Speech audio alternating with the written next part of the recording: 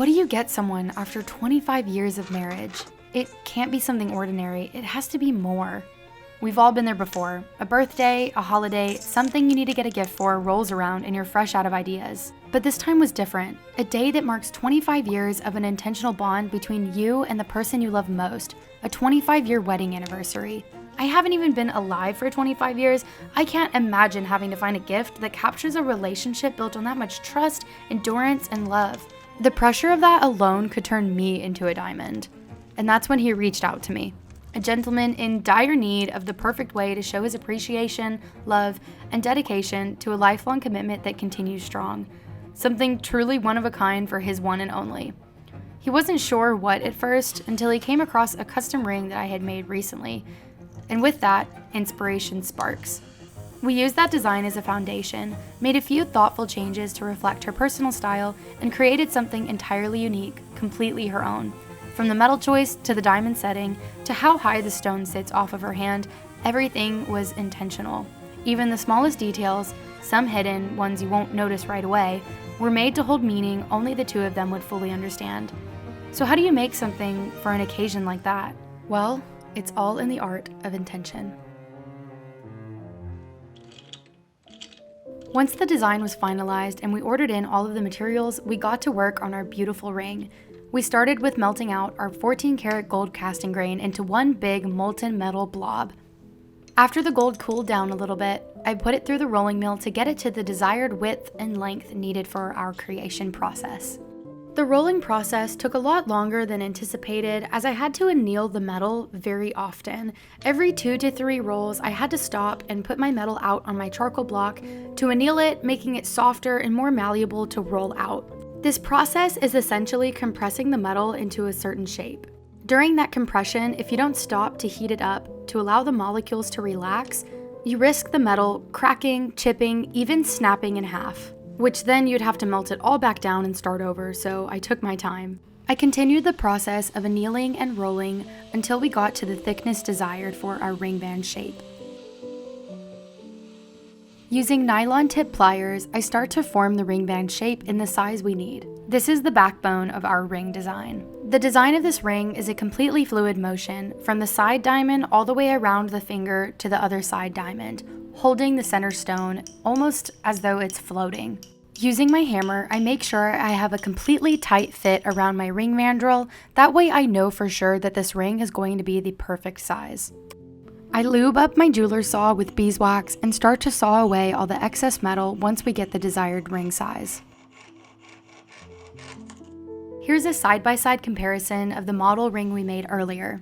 One of the modifications that we accommodated for was to have the side stones slightly larger than that of the model. This meant that the metal holding the side stones had to be thicker than the ring band, which posed a little bit of a challenge. Given this ring is meant to be one fluid motion from one side stone around the finger to the other side stone, I really had to make sure that the placement of this extra bit of metal would be cohesive and I'd be able to file away and give it that curvature that we were looking for. Jewelry making by far is one of the biggest trust the process examples. And when I tell you this was a challenge to trust the process, I almost scrapped this ring like 5 times, but we persevered and started soldering. I go in with my solder, my flux, and my trusty dusty micro torch and get these pieces attached. And yes, I know, I need to upgrade my torch. I shouldn't even be able to be creating this kind of jewelry with this thing, but here we are, persevering. Once both sides were soldered together, we now had the backbone of our ring complete. Next, we needed to get started on making the center stone setting. Using the excess metal, I rolled out some wire to create our setting. This part is always tricky. If you overshoot and make it too big, your stone is going to look so small in comparison to your setting. But then if you make it too small, you risk cracking or fracturing your stone when you're setting it. Precision is key when making the setting for your stone. With every move I make, I double check it against the stone to make sure it's a perfect fit. Using my files, I dig away in the metal to allow myself to bend this wire into a 90-degree angle. This gives me a super tight fit around the stone, and with it being an emerald cut, it has very sharp angular edges, so you really want that sharp 90-degree angle look with your stone setting. Once I get my first rectangle made, I fuse the metal together. I decided to fuse it rather solder it because it gives you a lot stronger of a hold.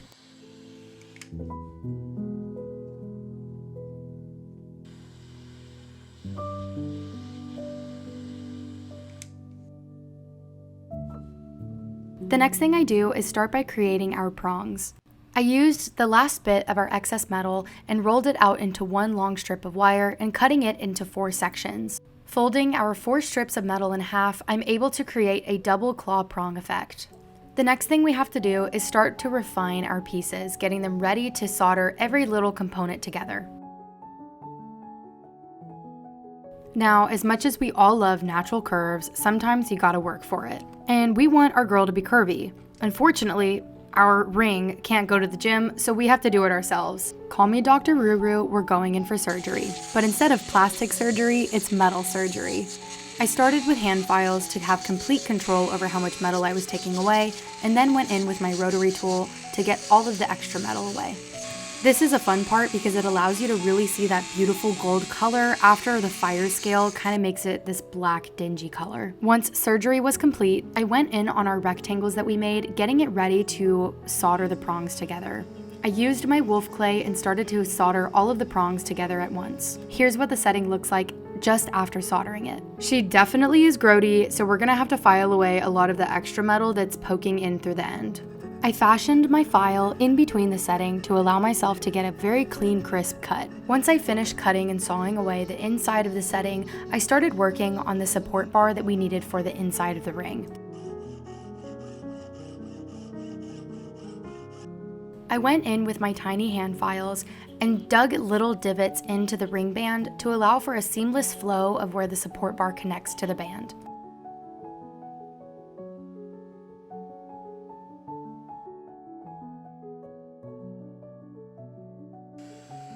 Once the support bar fit flush in the ring band, I soldered it together.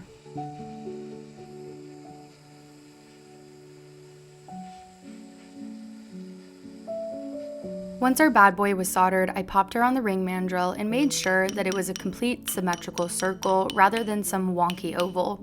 This is also the best time with this specific design of ring to make sure that it is the exact size before moving on to any more soldering. As you can see by the many manicure changes, this did take a little bit of time to make this ring.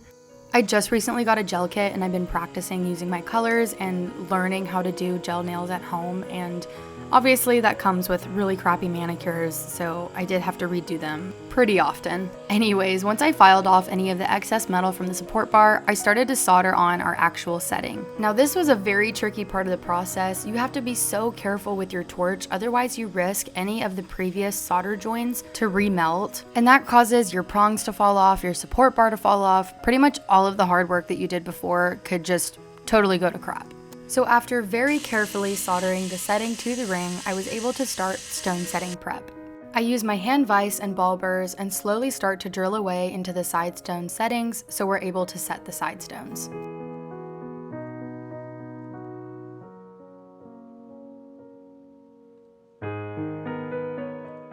Once I got our settings made and the stones fit perfectly inside, I went in with my polishing and got it ready to set. You always want to have a completely polished piece before you stone set, otherwise you risk ruining the brightness and the quality of how your stone looks.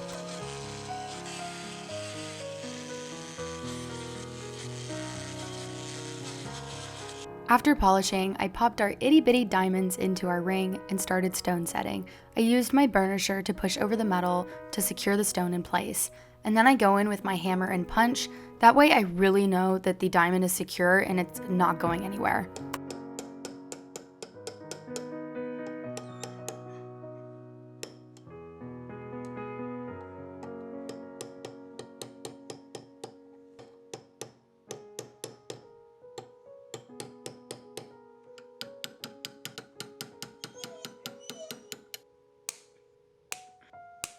Once I remove the excess prongs, I then start to examine it and make sure that the stone is ready for me to fully set it in place. And at this point, I am awestruck. This thing looks so gnarly. After daydreaming about the engagement ring that I'll receive one day, I then moved on to setting the center stone. Now this is the last point that anything can go wrong, so again, do it with the utmost care and the utmost precision. I used a hammer and punch and worked my way around to each prong, hammering it down to secure the stone for eternity. Once I was happy with how the prongs were sitting on the stone and I knew they were super extremely secure, I filed them into a more clean shape and polished the ring.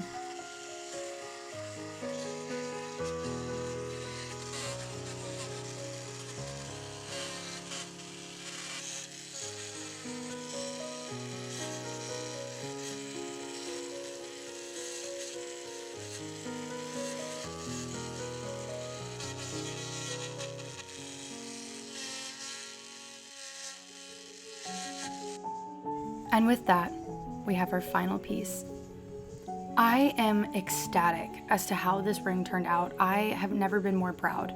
This ring makes a total of 2.05 carats total weight, held beautifully by 14 karat gold. So what is the art of intention? Well, it all starts the moment someone reaches out. In this case, it was a gentleman looking for more than just a gift. He wanted to create something that could carry 25 years of love, commitment, and shared life. From that very first message, everything was guided by intention. We worked together to design a ring that reflected her taste, her story, their bond. Every detail from the overall silhouette to the tiniest accents was made to mean something. Once the design was finalized, the process of creation began. Melting the gold, shaping it by hand, setting the stones, refining every edge until it felt just right. Even the packaging wasn't an afterthought. It's a part of the entire experience after all. The way it's presented, the way it feels when you open it, it's all a reflection of the care that went into the piece inside. We took the time to find a perfect ring box for her, something that had a vintage vibe to it while keeping an elegant feel. And then, finally, the moment she opens it and puts it on, a perfect fit that feels like her, put together by her one and only. That's what the art of intention is all about. It's not just about making something beautiful or shiny. It's about creating something that carries meaning with you everywhere you go, something that tells your story, a reminder, even in the smallest of details, of why it was made in the first place. And beneath it all, a hidden detail we added to really pinpoint their story, 4 tiny hearts on the underside of the setting, a quiet reminder that love is what holds it all together. So whether it's the gold grain being melted down, the hidden symbols beneath the setting, or the message behind the design itself, every step has a reason. Every moment matters. If you want something made with that kind of care and level of intention, a piece that carries your story everywhere you go, I'd love to create that for you. Thank you guys so much for watching. Please like, comment, and subscribe if you do feel so inclined, and leave any prayer requests in the comments down below and I'll be praying for you. And if you're interested in handmade jewelry or custom-made creations just like this, you can reach out to me through my website or by email. Links are down below and in my bio. So yeah, I'll see you guys when I see you. God bless you guys. Love you. Bye. Mwah.